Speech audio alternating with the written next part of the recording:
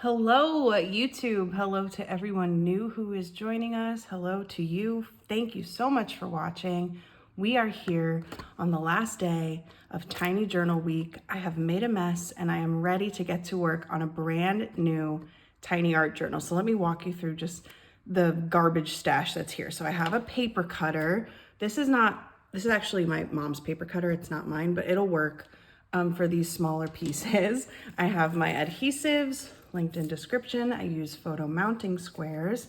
I have the 4 previous tiny journals. I just brought them as moral support and maybe a little inspiration. I have a box of clippings, obviously trusty scissors. I have a box of clippings that I actually did.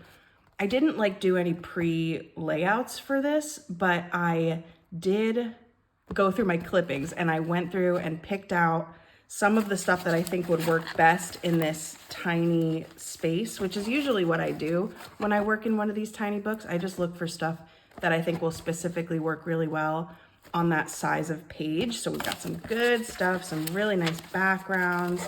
I have an envelope in here somewhere that's full of words and sentences. I have a lot of sentences, little things, stuff I've collected. So I'm gonna go through that when I lay things out. And I have a ruler, which is just in case I wanna like mark off a larger piece so that I can cut it to fit in the page. And I have the tiny journal we'll be working in. So this is the one that I use. It is linked in description. I got it at Walmart. You can also get it in other places though.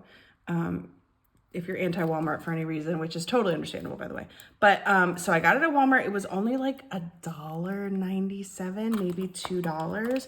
So let's open it. I'm literally gonna do this from plastic. I can't open it. From plastic opening to the end. I really am starting from scratch today. So yes, this was about $2 at Walmart. And what I like about it is, well, first of all, they're really, sorry, this is embarrassing that I can't open this. First of all, they're really like, they're just decent quality. These ones I have totally filled, as you saw this week, and they are still in really good shape. They don't really get that chunky. And the reason is because there's not that many pages. So how many pages does this even say? 24? I guess it's 24 pages. So it's really not a lot of pages, but that's kind of the secret to it, I think, because it also is really easy to finish one fast. And that is kind of the best thing about it, because you can finish it quick and then it makes you feel so accomplished that you finished a whole book. It is still a good amount of pages, I'm not gonna lie, but it's not like, I think a Moleskine Kahir would probably be a lot more pages than this. So this is a pocket sketchbook from Daler Rowney, and it is linked in the description. And yeah, so here it is, brand new and blank. I'm going to draw on the inside cover, but I'm not gonna do that today, because today I really just wanna focus on getting some really fun collaging done. So I'm gonna cut away. There will be 2 versions of this video. One version will be showing process of a couple spreads in like sped up with maybe a little music, a little voiceover, you know, just watch the pages come together.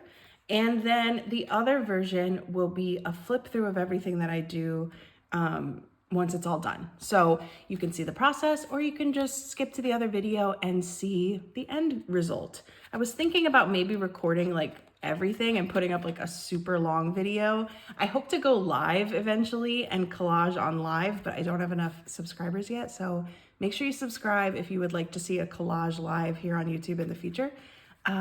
Anyway, I'm babbling too much. Let's just get started. This is gonna be fun. I have so much good stuff to go through, ready to go. So let's just do it. Let's do it.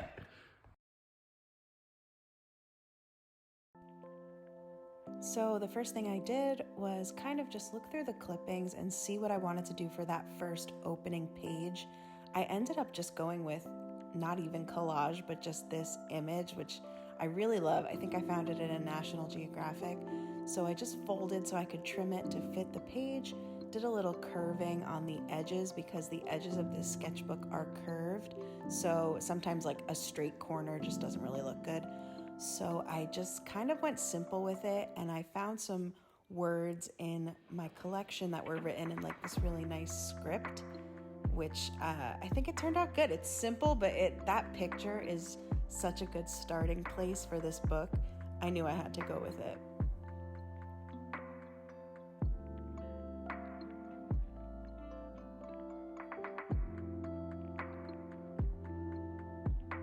And the sentence says, "It's time to go to the edges of the world."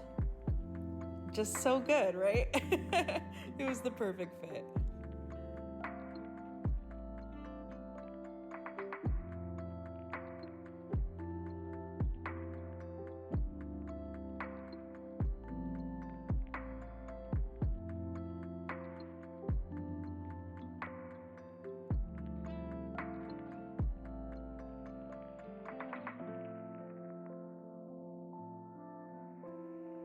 I had found these two different forests, like gatherings of trees in my collection, and I was like immediately struck by the similarities between them, that it could be the same forest, like maybe not, scientifically, but it just looked so similar. And I loved that like gloomy gray versus the more like earthy, colorful forest. It just was so cool. So I knew I wanted to do something with them.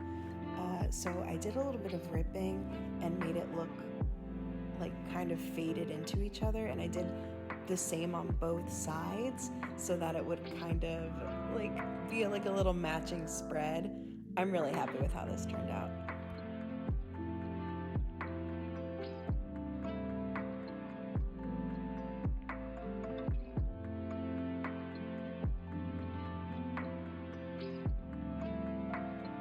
I considered using that handful of soil for a second, but I decided against it. I wanted the focus to be on the trees, and I think I want to put that handful of soil against like a floral background eventually.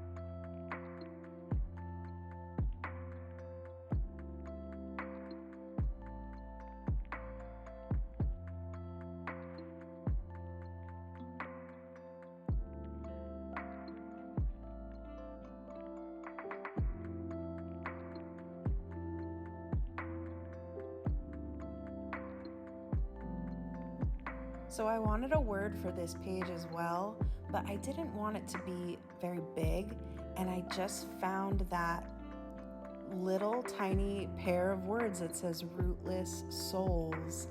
And it was one of those things where it's like, it's just too perfect. I had to go with it, and I just put it in the middle. And that was that spread. So we're gonna do one more.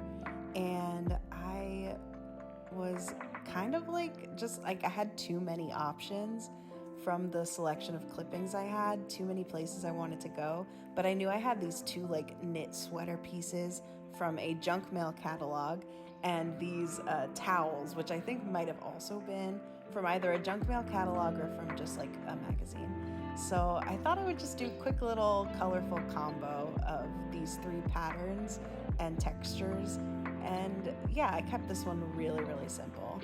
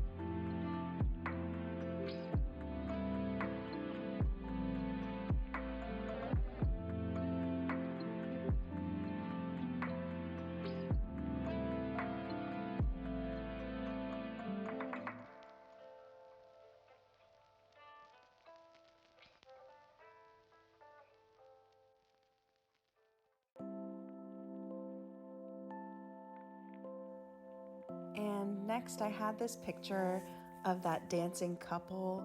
I think it came from a Life magazine, like a book of the best of Life magazine. And it's just so cute. I love the way like he's looking off into the distance, and I just wanted to pair it with something kind of colorful. So I found this sort of like in motion, sort of sunset-y colors, but it's probably like a city street in motion.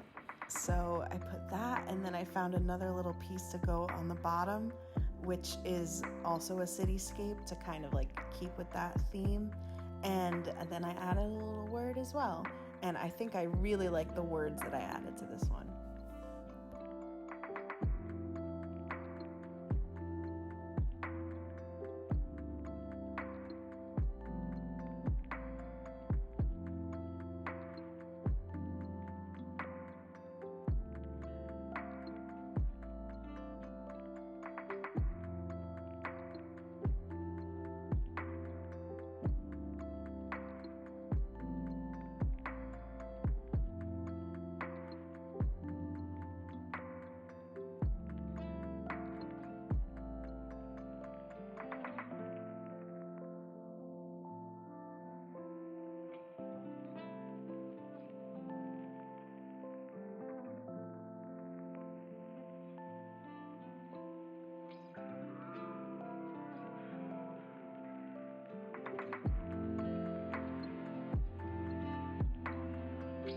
So I had a few options of text that I could use here, but I didn't want to be too cliche about it.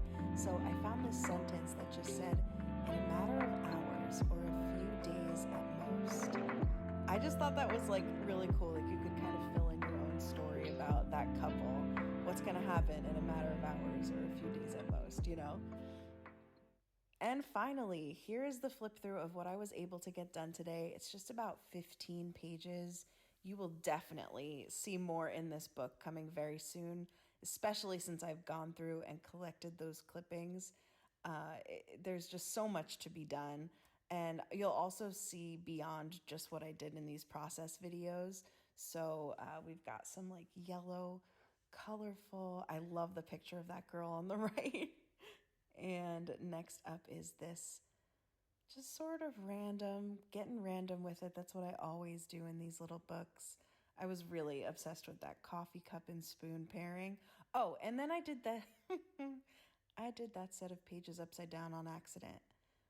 But that's okay. We're going to leave it. We're going to go with it. It's not worth the risk to rip it out. Just not worth it.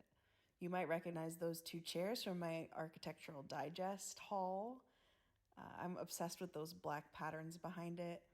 And then I've been meaning to mess with these paintbrushes for a while, so I added that in. And that's what we got done today. I really hope you enjoyed this. I hope you enjoyed this whole week of tiny art journals, and thank you for hanging out with me through all of it.